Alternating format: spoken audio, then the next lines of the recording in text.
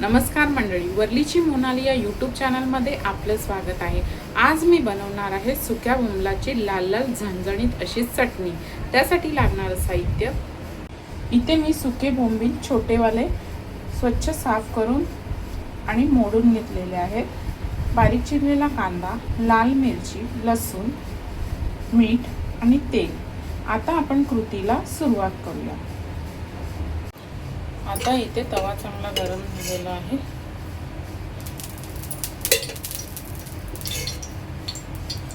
त्यामध्ये मी 1 ते 2 पळ्या तेल टाकणार आहे आणि आपले हे सुके बोंबील आहेत ना, हे चांगले भाजून घेणार आहे।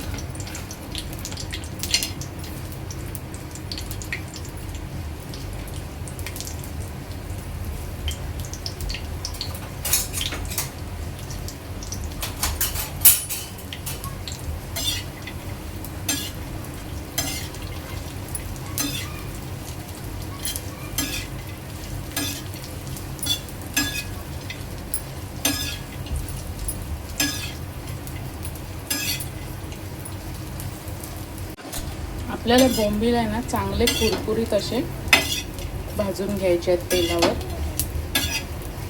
थोडासा ब्राउनिश कलर असा करायचा आहे।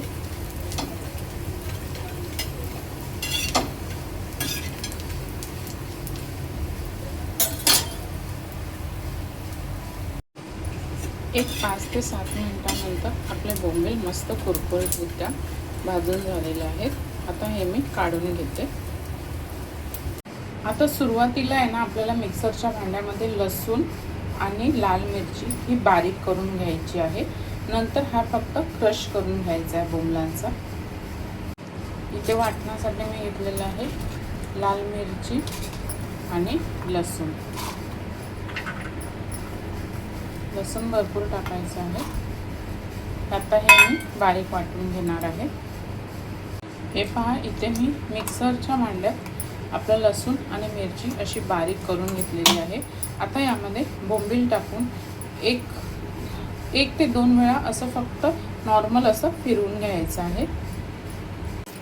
हे पहा, 1-2 मिनिटात मी असं जाडसर असं वाटून घेतलेलं आहे। आता याला आपण फोडणीला देऊया। तेल चांगलं गरम झालेलं आहे। यामध्ये टाकणार आहे बारीक चिरलेला कांदा,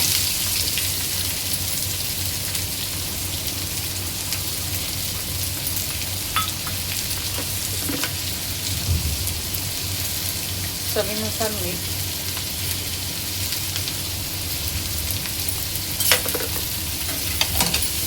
कांदा तेलामध्ये चांगला शिजवून घ्यायचा आहे।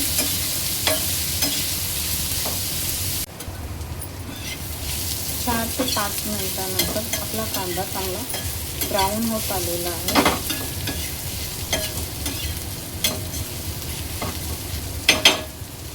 तर ह्यामध्ये आपल्याला ॲड करायची आहे ही बोंबलाची चटणी।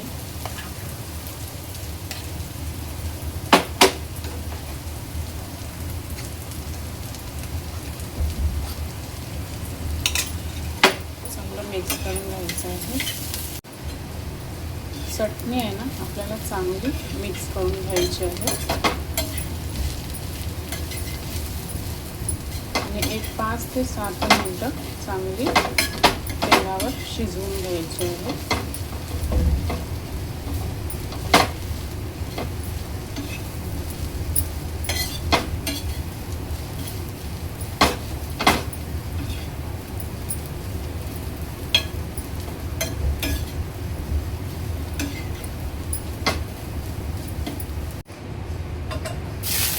एक 5 ते 7 मिनिटांनंतर आपली बोंबलाची चटणी मस्तपैकी तयार झालेली आहे। आता मी गॅस बंद करते।